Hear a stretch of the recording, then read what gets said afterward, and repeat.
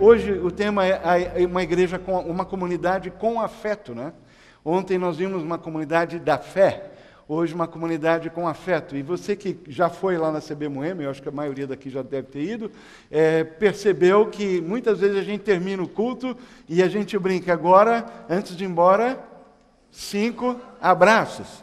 E se você vê na programação, a descrição da palavra agora da manhã, a jornada da espiritualidade não é solidária e não solitária. Os relacionamentos estão no cerne da experiência de ser igreja. Deus não nos reconciliou apenas consigo mesmo, mas também com o outro.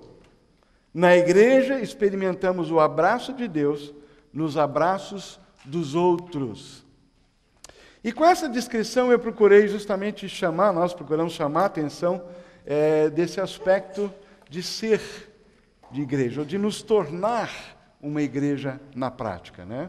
Porque eu acho que nós temos as duas dimensões, nós temos os nossos conceitos acerca de igreja, e nós queremos viver a igreja de uma forma concreta, prática e verdadeira. Ok, segura isso um pouquinho.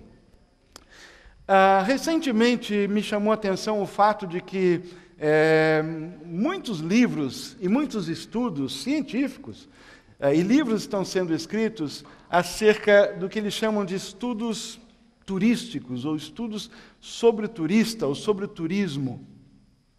Porque o turismo, que existe há muito tempo, nas últimas décadas se tornou um fenômeno mundial. Com a globalização, com a comunicação fácil, e você vê o mundo acontecendo diante dos seus olhos, quase que você vai em qualquer lugar, mesmo numa favela, né?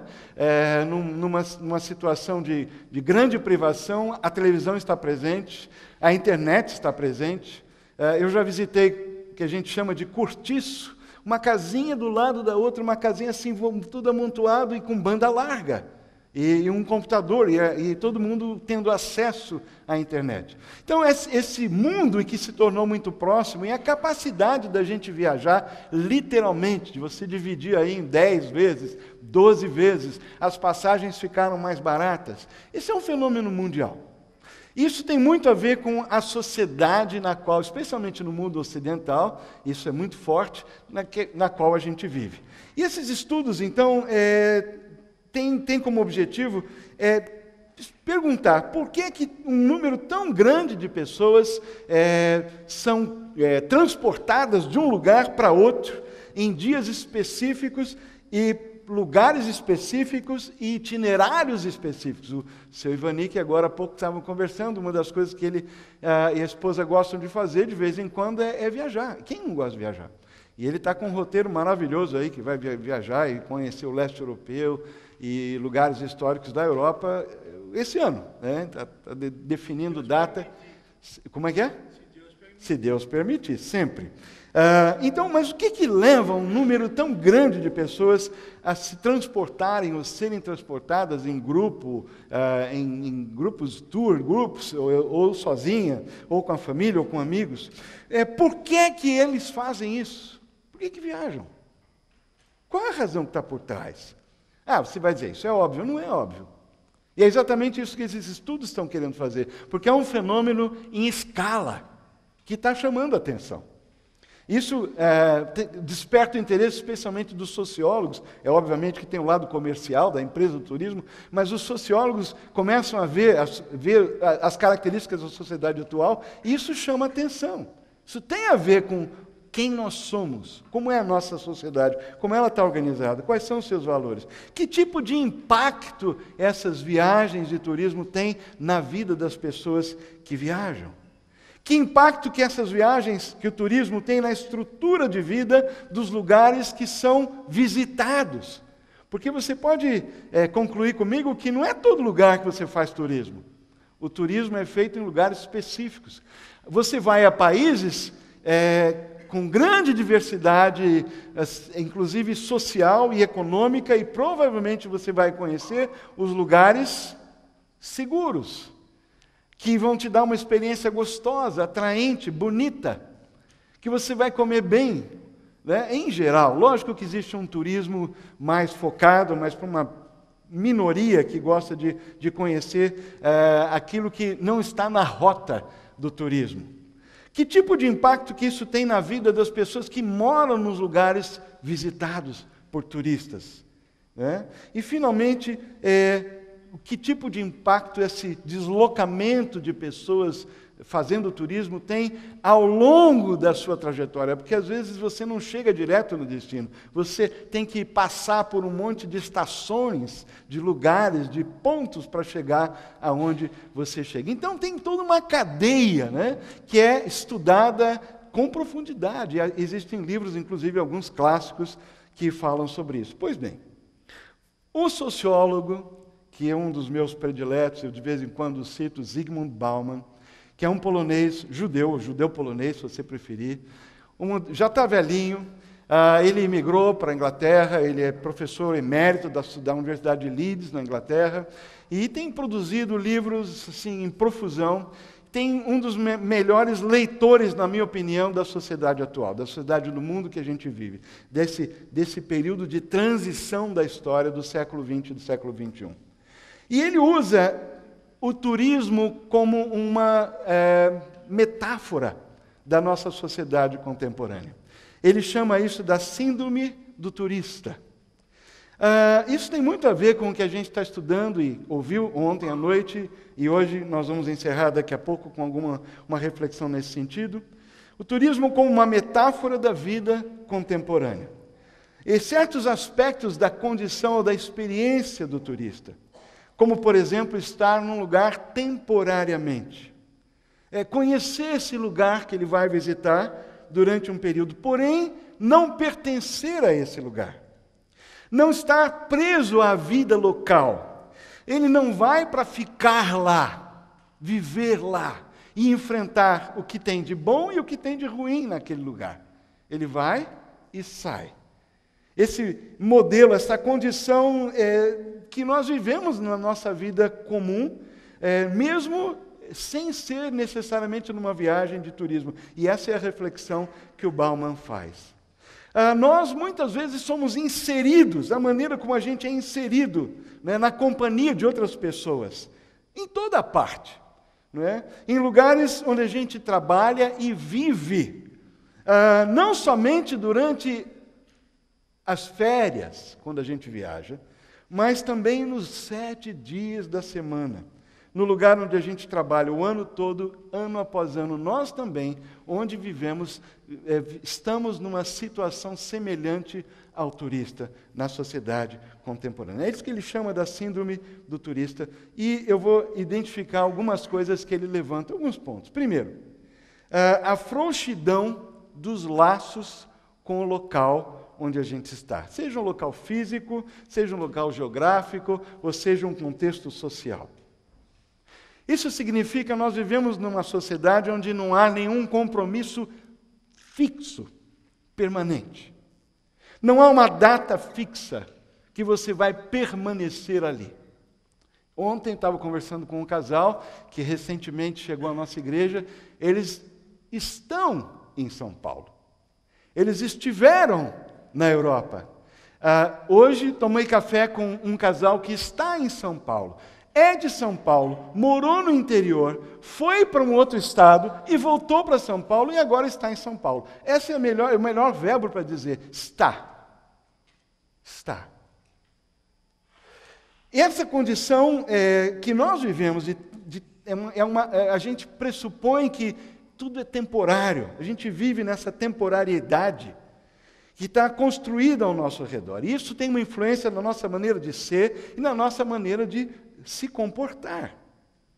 É muito diferente do que Bauman é conhecido como profeta da pós-modernidade. Ele preferiu, nos últimos anos, já faz tempo isso, que ele já está mais velho, ele preferiu pensar na pós-modernidade como modernidade líquida, porque na realidade é uma modernidade, é um tipo de modernidade, só que não é sólida, como no início do século XX, ou na transição do século XIX, que era uma sociedade tradicional para uma sociedade moderna. Só que era uma modernidade sólida. Hoje, a gente vive numa modernidade líquida. No tempo da modernidade sólida, a gente vivia num contexto que, por exemplo, e ele cita esse exemplo, a primeira fábrica de automóveis do mundo foi a Ford Motor Company. E tinha um lema dessa empresa: uma vez empregado da Ford, sempre um empregado ou funcionário da Ford. Você entrava na empresa, era a sua carreira, você morria e se aposentava na empresa. Você vestia camisa. E existem algumas empresas ainda assim, mas elas são cada vez menos, o número delas, por causa dessa transitoriedade, né? Antigamente, você vivia numa sociedade, especialmente a tradicional, mas ainda no tempo da modernidade sólida, que você encontrava com alguém e você pressupunha: eu vou te ver amanhã, eu vou te ver o mês que vem, eu vou te ver daqui a 1 ano. Se eu não morrer, você não morrer, daqui a 5 anos a gente vai estar junto. Nós não estamos mais vivendo nessa época. Eu me lembro quando a gente morou lá na Europa, e nós ficamos 10 anos na Europa, eu trabalhava no leste europeu, viajando, e nós objetivamente escolhemos morar num lugar da cidade onde a gente morou, não onde estavam todos os estrangeiros, porque a gente queria criar raízes, e que os nossos filhos criassem raízes culturais na terra. E uma maneira maravilhosa de você criar raízes são os filhos, né? Porque os filhos vão fazer amizade na escola com as outras crianças, e os pais acabam se conhecendo nas reuniões para buscar e nas atividades, e isso forma laços. Mas uma pergunta que nós ouvimos várias vezes de pais, quando a gente se aproximava, é: quanto tempo vocês pretendem morar aqui?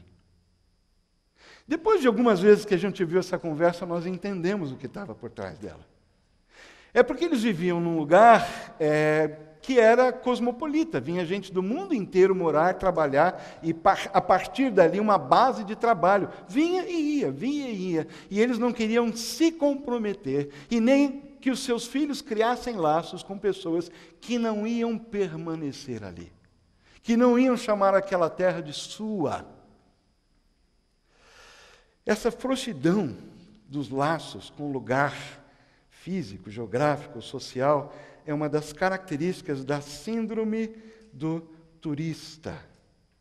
De você não ter ligações, não cultivar ligações. Você estar no lugar, mas você não se sente e não é do lugar. Isso é uma metáfora da vida contemporânea. A segunda coisa que o Bauman destaca na síndrome do turista, e ele usa uma figura que não tem nada a ver com turismo, é o comportamento de pasto, ou de pastagem. O que ele quer dizer com isso? Quando você tem um rebanho, né, de ovelhas ou um gado pastando, o que eles fazem? Você que talvez já tenha trabalhado perto de fazenda, ou que já esteve fazenda, alguém ali está sacudindo a cabeça, o gado vai e consome um pasto durante um certo tempo. Acabou o pasto, acabou a grama, né? Acabou lá a comida, o que acontece? Eles saem daquele pasto, daquela região, ou alguém os tira dali e leva para outra. Eles estão sempre em movimento.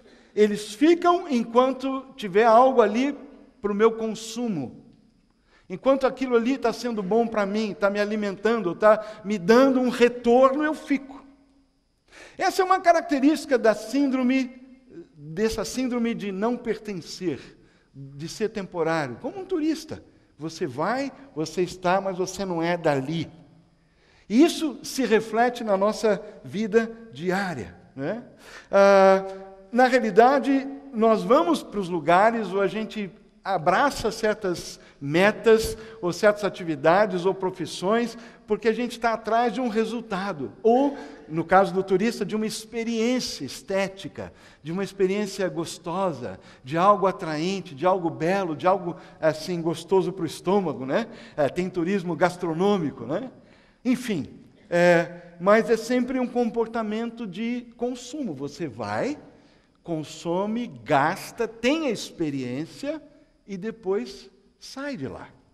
Uma terceira coisa que ele levantou é a fragilidade dos relacionamentos que o turista, no caso do turista, ele tem com os lugares onde ele vai. São relacionamentos fortuitos, rápidos, né? De prestação de serviço, de ser servido, né? De tratar bem para você ser bem tratado, de conversar e saber um pouquinho sobre como é a vida do lugar, ou da pessoa que, sei lá, que você conheceu, que é dali, mas algo rápido. Você não tem a intenção, quando faz turismo, de se aprofundar, de sentar, querer saber, chorar junto, ouvir os problemas. Não! Mas você está lá e você tem uma certa curiosidade e tal, pergunta um pouquinho e tal, mas num nível superficial. Essa fragilidade dos relacionamentos, que não são profundos, que não são duradouros, é outra característica da síndrome do turista que Bauman diz caracteriza a nossa sociedade contemporânea. Nós não fazemos além disso porque nós pensamos, vai ser um desperdício de energia. Isso não vai me dar nada. Daqui a pouco eu nem sei quem são essas pessoas, eu vou voltar, eu vou me concentrar para o lugar onde eu moro, né? Então, não vou gastar tempo com isso. Eu não quero me aprofundar com isso, né? O tempo médio de empregabilidade do Vale do Silício é 8 meses. 8 meses. Eu e a Cláudia temos uma igreja chamada South Bay Church. Uma igreja que está começando já há uns 4 anos, tem mais ou menos a idade da nossa, por um grupo de jovens líderes, que eram amigos, com o objetivo de alcançar as pessoas dessa região altamente transiente. E essa é uma questão que eles enfrentam. Portanto, quando eles pensaram em ter uma igreja, uma comunidade para uma região desse tipo, que tem gente do mundo inteiro e que o tempo médio de ficar no mesmo emprego é 8 meses, não só trocando de uma empresa de tecnologia para outra, mas quando a coisa vai mal financeiramente, eles mudam de lá, vão para outro lugar dos Estados Unidos mais barato, ficam alguns meses, aí surge alguma coisa, eles voltam para lá de novo, são técnicos, são especialistas assim, de alto nível, mas depende da indústria. Então, como é que você vai ter uma igreja num lugar desse? Você tem que pensar dessa forma. Portanto, aquilo que acontece nos 7 dias da semana é fundamental. O culto ela tem que ser uma expressão, mas se não houver laços que você aprofunda o suficiente para impactar, transformar, pessoas se converterem, serem discipuladas e crescerem num espaço de tempo relativamente curto, o resultado a longo prazo dessa igreja vai ser mínimo. Então, quando a gente pensa em ser igreja na nossa sociedade, nos nossos dias, nós temos que levar isso em conta. Nós estamos vivendo numa sociedade, mais uma característica, que vive de um momento para o outro, ou melhor, que vive para o momento. Pertencemos a um grupo de pessoas, essa é a nossa característica, nós vivemos para o agora, e nós vivemos do agora para o daqui a pouco, momento a momento, só isso que interessa. Eu me lembrei, quando pensamos nessa síndrome do turista, houve também uma comparação, numa das minhas leituras, se levantou uma comparação do turista com o peregrino. A diferença do turista por peregrino é o fato de que o peregrino também viaja. O peregrino, aquele que peregrina, ele também está viajando. Mas a modalidade da viagem do peregrino, o significado da viagem do peregrino é que cada estágio da viagem, dessa peregrinação, tem um significado e aquilo que ele alcançou serve de base para o próximo estágio. O peregrino tem um destino, ele tem um lugar que ele quer chegar na sua peregrinação. Ele sim está transitório, ele sim está a caminho, mas ele sabe, ele tem um destino para chegar. E durante esse caminho, aquilo que ele alcança em cada etapa serve como base para a construção da próxima etapa da viagem. E essa é a imagem que as Escrituras usam para descrever quem nós somos aqui na Terra, como é a nossa vida. Nós que seguimos a Jesus Cristo somos peregrinos, somos forasteiros. E é interessante essa palavra, eu fui pesquisar. Em Efésios 2,19 e 1 Pedro 2,11, se você quiser anotar. Efésios 2,19, Paulo diz que nós não somos estrangeiros, somos estrangeiros, referindo-se aos não-judeus, ele diz, nós não somos mais estrangeiros e nem peregrinos ou forasteiros. E a palavra é interessante, porque a ideia não é de peregrinação, e eu tenho que explicar um pouquinho do que significa no original. Estrangeiro vem de xenos, que dá a palavra xenofobia. Esse é o estrangeiro, é aquele estranho que não pertence e todo mundo sabe que ele é estranho. O forasteiro, o estrangeiro e o que a outra palavra que Paulo usa ali é que é alguém que é o que em inglês a gente fala resident alien. É o estrangeiro que mora no nosso país. Ele tem aquela, como é que é o modelo? Como é que chama? Registro Nacional de Estrangeiro, RNE. Tem alguém aqui que tem o RNE? Vários? 3? 4? RNE você também, Mário? Ora, pois. Ah, não, esse é italiano. Desculpe a confusão, viu? Enfim, o estrangeiro que mora, ele tem a carteira, ele está aqui, ele é estrangeiro, mas ele chegou para ficar. Então, Paulo está dizendo que quando nós nos convertemos em Cristo, nós não somos transitórios. A gente tem um aspecto, éramos estrangeiros, mas agora nós fazemos parte da família do corpo de Cristo. E somos como se fosse um estrangeiro, mas que tem a carteirinha. Veio para fazer parte e morar e abraçar o país como a sua morada, como o seu lugar para viver, e muitos até o seu lugar para morrer. Casam, têm netos, filhos, etc. e tal.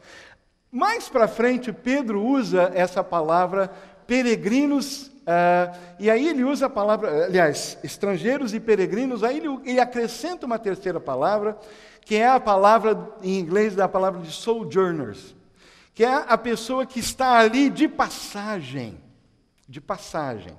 peregrinando. Ainda não é o destino final. Então eu estava pensando que nós vivemos assim. Nós vivemos, a nossa pátria está no céu. Nós temos uma característica nossa que, na realidade, a nossa carteirinha de identidade celestial diz que nós não somos deste mundo. Jesus disse isso. Vocês não são do mundo, vocês estão no mundo. E ele, quando orou pelos seus seguidores, ele disse, Pai, não peço que os tires do mundo, mas que os livres do mal. Eles não são do mundo, mas estão no mundo, e eu os enviei para que vão e deem fruto.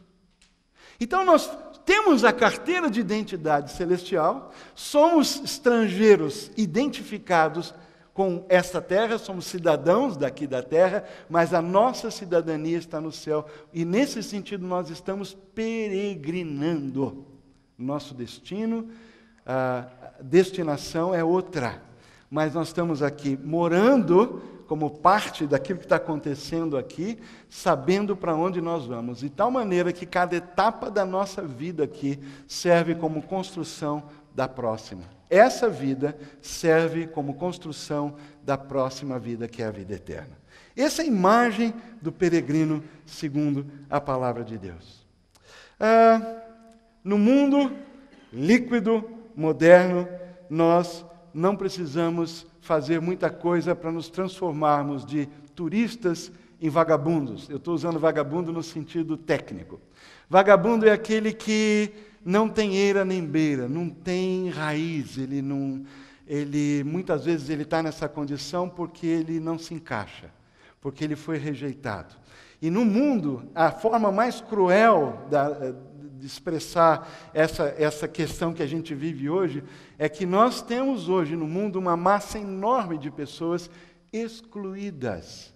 Pessoas que nós julgamos inconvenientes, inadequadas, peso morto, gente que não produz, gente que só dá trabalho, gente na nossa família, gente que a gente conhece, vizinho, colega de trabalho, ou que está lá na rua, nos cantos, pedindo para cá, para lá, com uma cara feia, que chega perto do seu vidro e você fecha a janela e já põe o pé no acelerador e já engata a primeira, porque se precisar você vai sair correndo. Estamos cheios dessa gente aqui. Porque no nosso mundo, é muito fácil. Eu me lembro no Morumbi, durante o tempo que eu fui pastor lá, às vezes a gente via famílias que perderam tudo, pessoas que tinham empresa, que eram riquíssimas, mas que ainda chegavam na igreja com aquela roupa de grife, né, com uma dívida violenta, devendo tudo, né, e a própria alma, mas chegava com aquele carro importado, com aquela roupa de grife, com aquela pose toda. Né? Por quê? Porque a pior coisa que tem é, de repente, você ser excluído, é você perder o seu status, você não poder dar suas festas, você não poder conquistar as pessoas dessa forma. E no nosso mundo, isso acontece assim. Com um chamado do RH, você perde tudo. E essa é a sociedade na qual a gente vive. E nós queremos ser igreja nesse mundo. E aí? Gostaria de terminar retornando para o texto de ontem, Lucas capítulo 10. Só que a gente vai pegar só a parábola, versículo 30. Tudo começa com um homem, que podia ser você ou podia ser eu. E a gente podia contextualizar ou contemporaneizar essa história. Um homem descia de Jerusalém para Jericó. O Roberto saiu de casa para trabalhar e ele estava indo da Vila Mariana para Saúde. E lá é a empresa dele. Enquanto ele estava indo, ele parou num sinal e algumas pessoas vieram, mandaram ele sentar no banco de trás. Um foi dirigindo, o outro foi apontando um revólver para ele no banco de trás. E essa é uma história que acontece todos os dias. Um homem, que podia ser você, que podia ser eu. E a história podia ser diferente. Um homem saiu para trabalhar. Quando ele chegou lá na empresa, ou uma mulher, quando ela chegou lá na empresa, ela descobriu que tinham armado lá uma situação e ela tinha perdido o emprego. E ela está num tratamento, sua mãe, ela é arrimo de família, ela agora sem trabalho, ela está enfrentando também um problema com o filho adolescente, mas ela foi trabalhar e ela caiu na mão de pessoas completamente inescrupulosas, que não querem saber quais são os problemas que ela tem, se a mãe é assim, se o filho é assado, se ela tem pouco dinheiro de reserva, não quer saber. Caiu na mão. Essa é a história que nós vivemos todo dia. E alguns de vocês, alguns de nós já viveram histórias semelhantes. Tiraram suas roupas, espancaram, e se foram deixando quase morto. Aconteceu estar descendo pela mesma estrada, e aí aparece o sacerdote, e é interessante os verbos dessa passagem, porque a parábola ela é muito forte, ela é muito gráfica, essa história. Ele caiu na mão, e agora o sacerdote viu, versículo 31, viu e passou pelo outro lado. E aí vem um levita. Ele chegou, viu, novamente o verbo ver, e passou pelo outro lado. Viu e passou. Viu e passou. A questão de uma igreja com afeto, uma comunidade com afeto, passa pela aquela atitude que o Fernando trabalhou ontem à noite. Começa o nosso entendimento do que seja a vida da fé, a vida do seguidor de Jesus Cristo. Mas esse é o lado prático da coisa. Esse é o lado prático que eu queria trazer para nós. Nunca me esqueço, porque isso foi muito próximo de mim, num pequeno grupo que alguém da minha família participava, inclusive faz já mais de 15 anos isso, na igreja do Morumbi, talvez até 20. E o grupo se reunia, era um grupo grande de amigos, muitos deles ainda existem, ainda são amigos, outros viajaram, alguns morreram, mas nesse pequeno, grande grupo que se reunia toda semana de amigos, tinha lá muita gente, e um belo dia chega a notícia que uma das frequentadoras do grupo tinha se suicidado. Isso foi um choque para o grupo. Agora, isso não significa que, de repente, todo o grupo tinha que morrer agora de culpa, né? Se sentir culpado. Como é que pode? Se a gente... Não, mas é uma coisa para pensar. E o que isso ensina para a gente? É que a proximidade geográfica, isso tem a ver com a síndrome do turista que eu estava falando há pouco, o fato de você viver na mesma cidade, fazer parte da mesma igreja e comunidade, talvez ir ao mesmo pequeno grupo, não garante automaticamente que existe entre você e essa pessoa, essas pessoas que ali estão, vínculos, laços verdadeiros, profundos, de interesse, de amor, de afeto. Essa história que Jesus contou tipifica isso, pontua isso aí. O sacerdote e o levita deveriam, né, no imaginário popular, e de acordo com a identidade, a identificação oficial de cada um, são pessoas que estão ali para servir. Estão ali que fazem o serviço do culto, do templo. São pessoas que recebem e ensinam e recebem pessoas a se aproximar de Deus, a resolver o seu problema de culpa, de pecado, sei lá, de falta de rumo na vida, tristeza, depressão. São pessoas que estavam lá para ministrar em nome de Deus. Agora, vamos lembrar que na economia da Nova Aliança, na realidade, nós não temos esses cargos oficiais como eram no Antigo Testamento. Hoje nós temos servos. Jesus falou que quem quer ser o maior, seja esse que serve. Se você quer ser famoso, então faça que nem Jesus. Quando alguém quiser colocar você num pedestal, você fala com licença e desaparece. Essa é a lógica do reino de Deus. É a lógica do serviço, é a lógica da doação, do sacrifício, do amor concreto, que infelizmente nem o sacerdote nem o levita demonstraram. Eles viram, mas passaram do outro lado. E aquilo que não é lógico nessa história é o que realmente pega. Porque a pessoa que para, que vê e que age de uma maneira diferente não é um judeu, é um samaritano. É alguém que, na cabeça de quem estava ouvindo essa história aqui, era a última pessoa que estava qualificada para fazer alguma coisa digna em prol do outro. O samaritano fazia parte da época, do ponto de vista do judeu, do israelita, ele fazia parte de um grupo de pessoas rejeitadas, excluídas, de segunda categoria. Era um povo miscigenado, era uma raça que deu trabalho lá atrás, quando o povo voltou do cativeiro.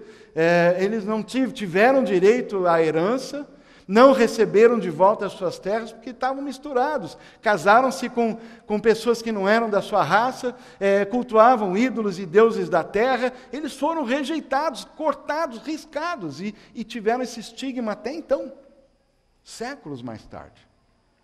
E, no entanto, um destes, que não é qualificado, que não é o que tem a carteirinha, mas é ele que Jesus coloca como o centro da história. Na realidade, o samaritano aqui representa o próprio Deus, o próprio Jesus. Porque foi exatamente como Deus agiu e age na nossa vida.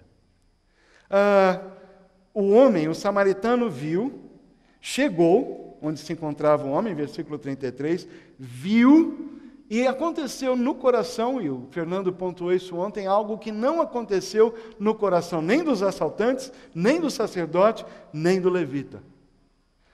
Eu me lembro quando eu era criança, meu avô ele era professor, talvez e o outro também. Então, eu sou de uma família assim de mestres, assim, de gente que sempre ensinou, né? Então, eu me lembro que o vovô, eu já adolescente, estava acho que terminando a escola média, e ele, uma vez, já tinha seus 80 anos, uma vez por semana ele vinha almoçar com a gente. E era uma hora de aprender. Eu sempre fui muito curioso, perguntador, sempre questionava, sempre queria saber. E eu gostava do momento que o vovô ia visitar a gente, porque eu ia fazer pergunta e ele sabia tudo da Bíblia.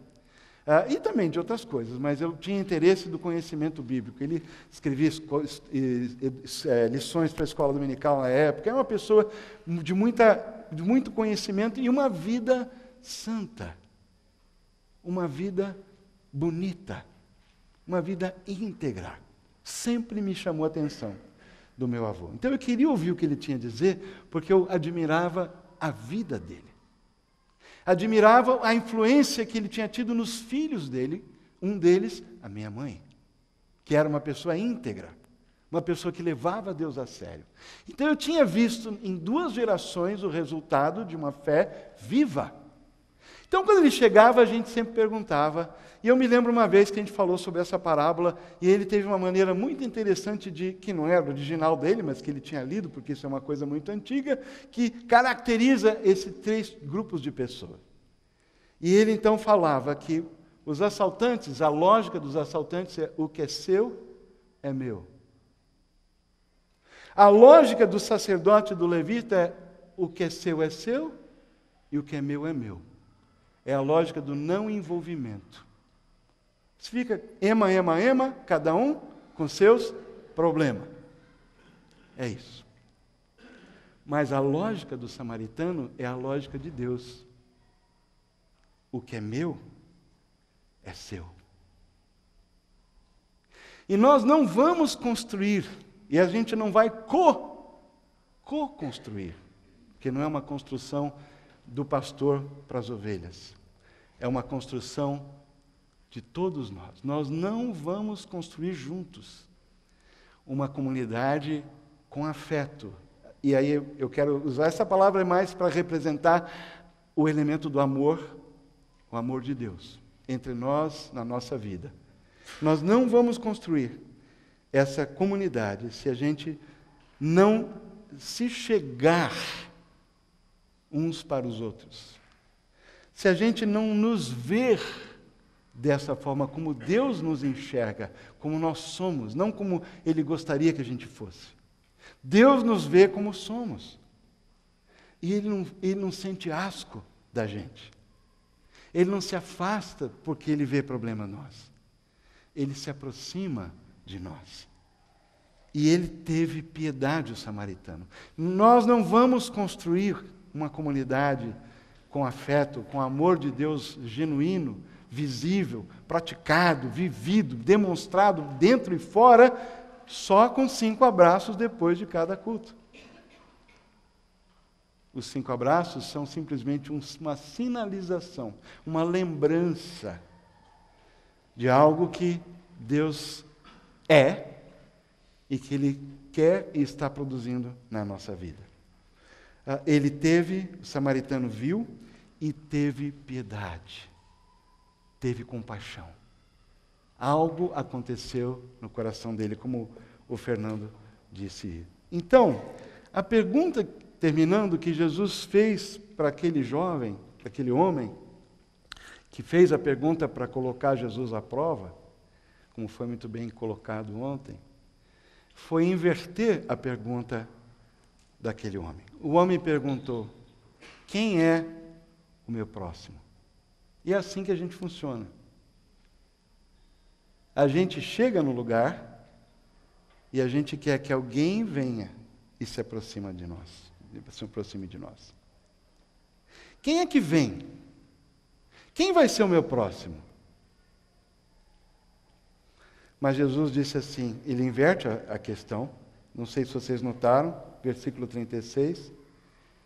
Qual desses 3 você acha que foi o próximo do homem que caiu na mão dos assaltantes? A pergunta é: de quem eu sou próximo? Ou melhor, de quem eu vou me aproximar? Essa é a pergunta. Não é quem é que vai chegar, quem que me convém, quem não vai ser muito trabalhoso, quem é legal de papo, quem tem a cultura que eu tenho, quem pode ir no restaurante que eu vou. Isso é só um nível. Esse é o natural. E a gente não precisa se esforçar para ter esse tipo de relacionamento. Mas no momento que a gente pergunta, opa, quem é que caiu na mão de alguém? Quem é que está na situação? Quem que está com o problema? De quem que eu posso ser próximo? De quem eu posso me aproximar?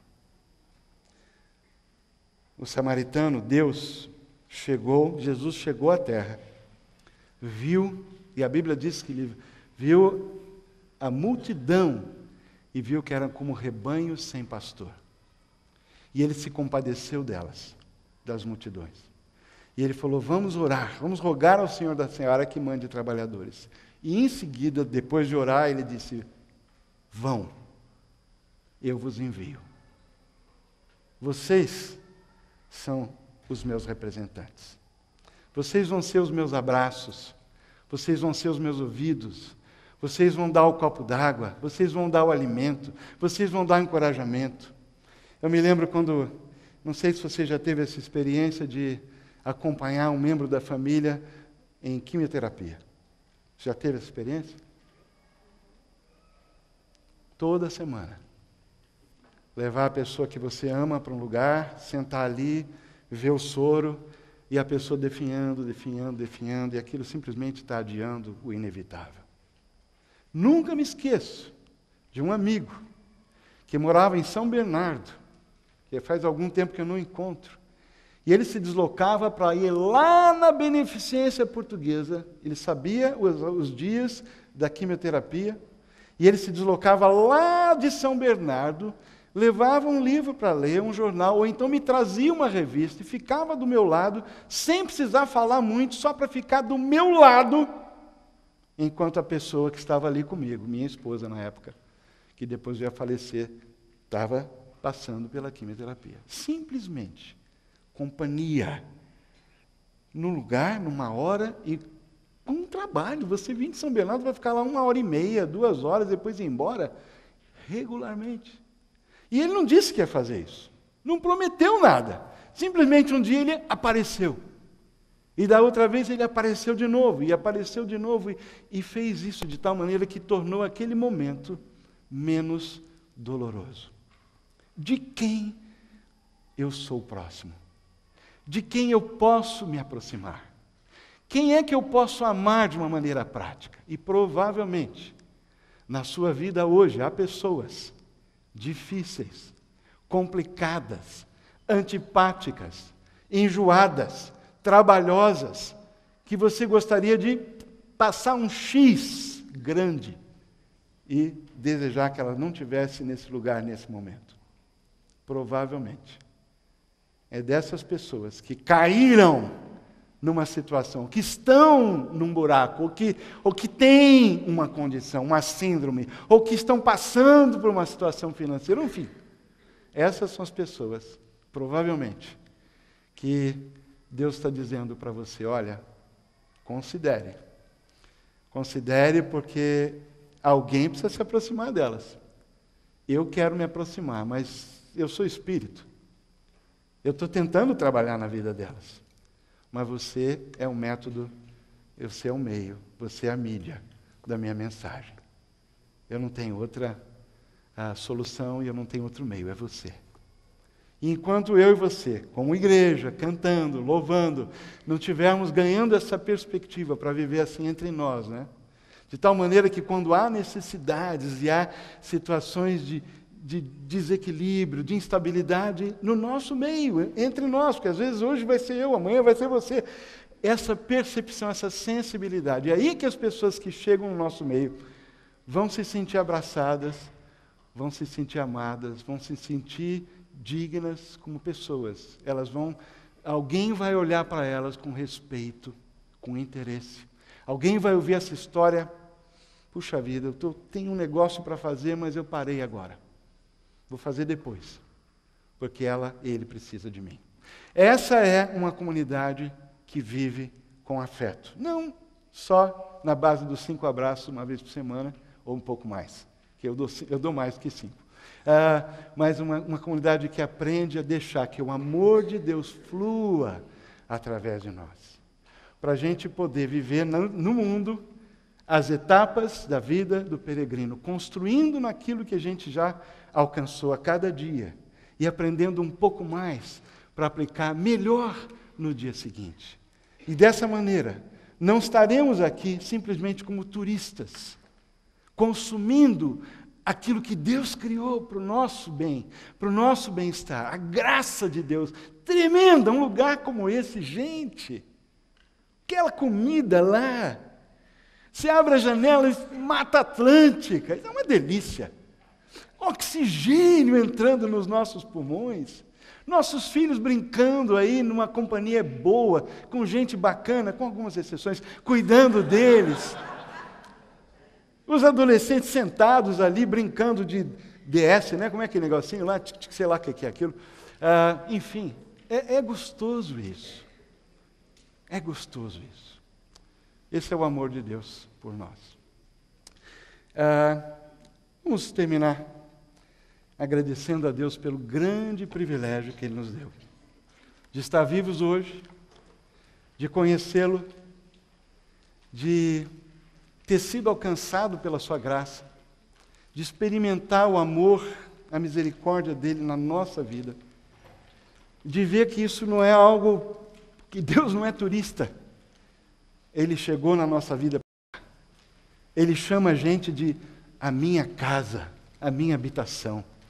Ele veio aqui criar raiz em nós, mudar o nosso comportamento, derramar o seu amor no nosso coração. Essa é a comunidade de Jesus Cristo. E é isso que eu sonho que a gente deve ser. Senhor, muito obrigado. Obrigado pelo privilégio de viver hoje. Obrigado pelo privilégio de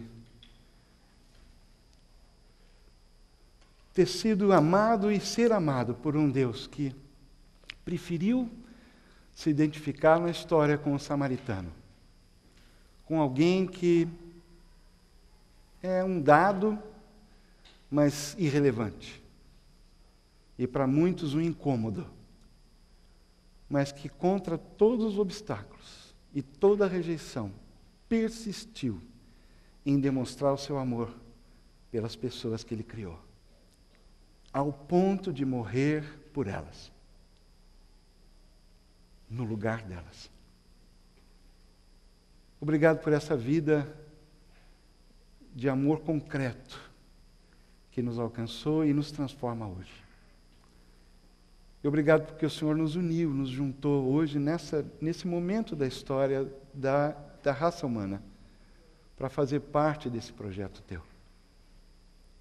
De sermos samaritanos nos nossos dias, de demonstrarmos afeto, amor de maneira concreta, de não apenas sermos pessoas que conhecem, que têm muita informação, que têm a teoria da sustentabilidade na cabeça, que sabe o que precisa ser feito, mas que sejamos uma comunidade de pessoas que participa, que se engaja, em nome de Jesus, e motivados pelo amor de Deus, sermos samaritanos e bons samaritanos na nossa geração, começando entre nós,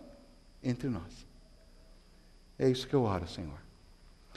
Traz à nossa mente, hoje, agora, nesses dias, nomes, pessoas do nosso círculo, seja profissional, comercial, familiar, lugar onde a gente mora. Traz 1, 2 nomes, 3 à nossa mente, de pessoas que o Senhor deseja e colocou na nossa jornada, na nossa estrada, pessoas que o Senhor quer que a gente seja próximo, se aproximar, concretamente, estendendo um gesto concreto, aproximar para conhecer, para ouvir, para saber e para se envolver.